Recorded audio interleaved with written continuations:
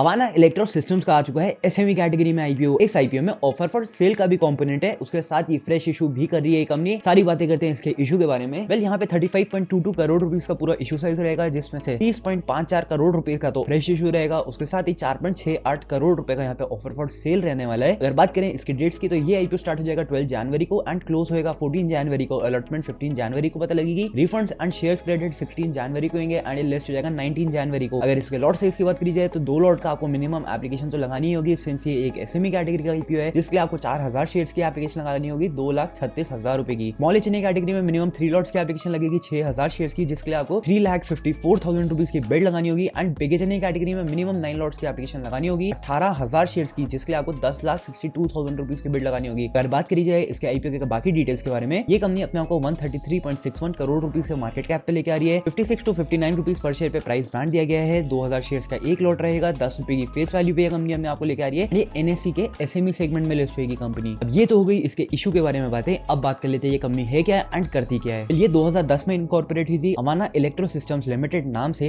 ये मैन्युफैक्चर करती है customized control and relay panels. Well ये बेसिकली गाइस कुछ इस तरीके के पैनल होते हैं, जैसे कि आपने कई सारे बड़े बड़े पावर हाउसेज या ट्रांसफॉर्मर्स के आसपास देखा होगा, जहां से भी ट्रांसमिशन लाइंस जाती है ना, वहां पे एक कुछ इस तरीके का ऑन ऑफ करने का एक सिस्टम लगा होता है। वेल वो ये चीज होती है, ये एक रिले पैनल होता है एंड कंट्रोल सिस्टम होता है, जो कि ये खाली सिर्फ इस सिस्टम को ही मैन्युफैक्चर करती है, उसके अलावा कुछ नहीं बनाती है कंपनी। जिसमें ये 11 केवी टू 220 केवी के अलग अलग पैनल्स एंड कंट्रोल सिस्टम्स को मैन्युफैक्चर करती है। ये power system monitoring, control and protection applications, transmission lines, power transformers, bus bar, capacitor bank etcetera और both indoor outdoor usage, MV and LV panels, protection relays and substation automation system, ये सारी चीजों को ये company manufacture करती है। इस company के 2 मैन्युफैक्चरिंग प्लांट्स है बेंगलोर कर्नाटका में। उसके साथ ही इसके जो प्रोडक्ट्स हैं उनको इन लोगों ने कैटेगराइज कर रखा है, जैसे कि indoor type control and relay panel, numerical protection relays, electromechanical relays, substation automation panels, relay test block and test plug. इस कंपनी के एज ऑफ 31 अगस्त 2025 129 एम्प्लॉइज हैं। वेल ये तो हो गई इस कंपनी के बारे में बातें। अब आपको समझ आ गया होगा ये कंपनी करती क्या है एंड है क्या। अब बात कर लेते हैं इस आईपीओ को लाने का इस कंपनी का ऑब्जेक्टिव क्या है। वेल जो ऑफर फॉर सेल का कंपोनेंट है, तो उससे तो इस कंपनी को कोई पैसा नहीं मिलेगा, वो डायरेक्टली जो शेयर होल्डर्स हैं उन्हीं को पैसा जाएगा, तो उससे तो इस कंपनी को कोई फायदा नहीं है। बाकी जो फ्रेश इशू का कंपोनेंट है ना, उसमें ये company guys working capital requirements के लिए 8.4 करोड़ रुपीस को रेज करी है। उसके साथ ही इसे केपेक्स करना है, civil construction, internal electric work and internal plumbing to set up integrated manufacturing unit, जिसके लिए इसे 11.55 करोड़ रुपए की जरूरत है। जो पैसे जनरल कॉर्पोरेट पर्पस में यूज किए जाएंगे। तो ये है पूरा इस आईपीओ का ऑब्जेक्टिव। ऑब्जेक्टिव को भी देखा जाए तो ठीक ठाक ऑब्जेक्टिव ही है, केपेक्स करिए कंपनी, उसके साथ ही वर्किंग कैपिटल रिक्वायरमेंट के लिए आईपीओ से पैसा उठा रही है। एंड अब बात कर लेते हैं गाइस इसके फाइनेंशियल्स के बारे में, ये फाइनेंशियल्स की तरफ से कैसा कर रही है। 2023 में इसका जो रेवेन्यू था ये 28.59 करोड़ पे था, 2024 में इंक्रीज होकर 53.26 करोड़ पे पहुंच गया एंड 2025 में इंक्रीज करा 62.93 करोड़ पे पहुंच गया है, जो कि एक अच्छी ग्रोथ ही दिखा रही है। उसके साथ ही 2023 में इसका जो प्रॉफिट आफ्टर टैक्स था ये 92 लाख रुपीस पे था, 2024 में बढ़कर के 4 करोड़ पे पहुंच गया एंड 2025 में इंक्रीज होकर के 8 करोड़ 30 लाख पे आ चुका है। वेल बोरिंग भी इसकी कुछ इसी तरीके से बढ़ रही है, घट रही है। 7.3 करोड़ पे थी 2023 में, 9.27 करोड़ पे पहुंच गई 2024 में एंड 2025 में 5.69 करोड़ पे आ गए। बोरिंग को रीपे करा है इन लोगों ने। एंड अगर डेट इक्विटी इसका देखा जाए तो खाली 0.13 पे, जो कि काफी कंफर्टेबल सिचुएशन में। 2025 के अगर इसके की परफॉर्मेंस इंडिकेटर्स को देखा जाए तो रिटर्न ऑन कैपिटल एम्प्लॉयड इसका 53.71% पे है, 13.52 के पैट मार्जिन पे ऑपरेट कर रही है, 4.73 का प्राइस टू बुक इसका चल रहा है। प्री आईपीओ जो इसका ईपीएस है 4.76 है, जो कि पोस्ट आईपीओ 3.67 पे पहुंच जाएगा। प्री आईपीओ जो इसका पी है ये 12.4 है, जो कि पोस्ट आईपीओ 16.07 पे पहुंच जाएगा। प्री इशू जो प्रोमोटर की होल्डिंग है 100% पे है, जो कि पोस्ट इशू 73.64% पे आ जाएगी। एंड जैसा सेबी का रूल है 75% से कम होनी चाहिए होल्डिंग, तो वो तो यहाँ पे हो ही रही है। वेल अब बात कर लेते हैं इस आईपीओ के लीड मैनेजर के बारे में। Indcap advisors private limited इस कंपनी का लीड मैनेजर है एंड इससे पहले इस लीड मैनेजर के खाली 2 इश्यूज आए हैं एंड दोनों ही इश्यूज लिस्टिंग के वक्त पे इतना अच्छा परफॉर्म नहीं कर पाए। हालांकि एक कंपनी है जयेश लॉजिस्टिक्स, जिसकी मैंने वीडियो भी बनाई थी, तो उसका तो गाइस करेंटली जो शेयर है वो अच्छे गेन प्लेट कर रहा है। बट अगर आप खाली लिस्टिंग परफॉर्मेंस को देखेंगे तो उस एंगल से इस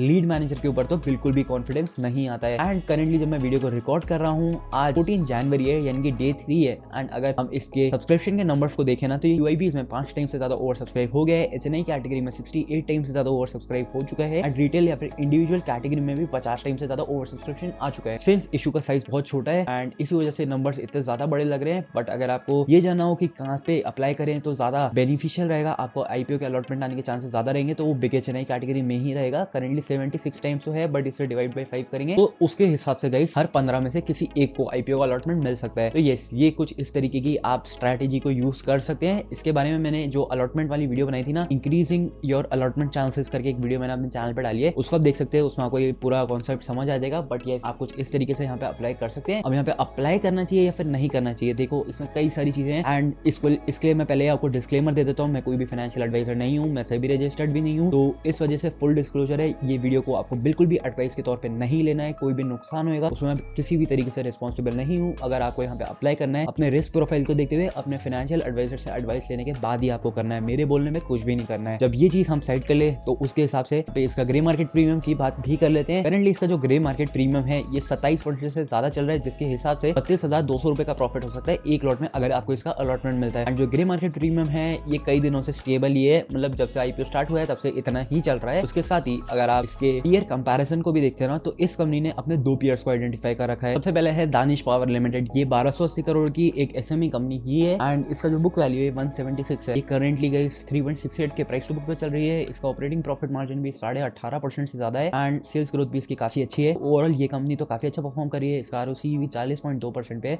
काफी अच्छा है दानिश पावर लिमिटेड इस कंपनी के बारे में। जो नेक्स्ट कंपनी है ये है आर्टेक सोलोनिक्स लिमिटेड, बट ये एक मेन बोर्ड कैटेगरी की कंपनी है। उसके साथ ही ये 156 करोड़ के मार्केट कैप में है खाली। अगर आप इसके नंबर्स को देखते हैं तो ROC खाली 5.64% पे है। उसके साथ ही इसका जो प्राइस टू बुक है 4.61 है। एंड सेल्स ग्रोथ भी इसका 9% पे है। तो उस हिसाब से अगर आप देखे जाए तो दानिश पावर के नंबर्स काफी बेटर हैं। एंड कंसिडरिंग ये 1280 करोड़ रुपए की कंपनी है तो इससे ऑलमोस्ट 10 टाइम्स ज्यादा बड़ी कंपनी है। तो ये कहीं हद तक हम इसे फेयर कंपैरिजन बोल सकते हैं इस कंपनी से। तो उसके बेसिस में भी अगर हम वैल्यूएशन वाइज देखा जाए तो दोनों ही companies balance kind of valuation में आ रही हैं। एंड उसके साथ ही भाई क्योंकि वो खाली 100 करोड़ के मार्केट कैप में लेके आ रही है तो फ्यूचर का ग्रोथ प्रोस्पेक्ट काफी ज्यादा है उस कंपनी के पास, जिस कंपनी का हम IPO का डिस्कस कर रहे हैं, अवाना इलेक्ट्रो सिस्टम्स लिमिटेड के बारे में। तो यही है भाई कुछ इसके पीयर कंपैरिजन के बारे में। तो अब एट द एंड कंक्लूड जब हम करना चाहें तो करंटली मार्केट में इसका जो ग्रे मार्केट प्रीमियम है वो काफी अच्छा चल रहा है। First point. सेकंड पॉइंट, इसका जो लीड मैनेजर है इससे तो भाई बिल्कुल कॉन्फिडेंस नहीं आता है। ठीक है, मैं आपको साफ बता देता हूँ, इसके खाली 2 इश्यूज हैं, उसमें भी जो लिस्टिंग की परफॉर्मेंस है वो दोनों की इतनी अच्छी नहीं है। तीसरी बात ये है कि फाइनेंशियल वाइज जो इसने पीयर आइडेंटिफाई कर रखे हैं उसके अकॉर्डिंग इसकी जो परफॉर्मेंस है वो काफी बैलेंस्ड है। तो उस चीज को देखते हुए कंसिडरिंग की जो पीयर्स का मार्केट कैप है वो काफी ज्यादा है, तो ये यहाँ पे ग्रोथ के प्रोस्पेक्ट्स काफी अच्छे हैं। एंड चौथी चीज, जो इसके सब्सक्रिप्शन के नंबर्स फिलहाल आउट हो चुके हैं ना, तो उसके हिसाब से IPO में बम्पर सब्सक्रिप्शन आ चुका है। ये यहाँ पे काफी ज्यादा टाइम ये इशू सब्सक्राइब हो चुका है। तो ये यहाँ पे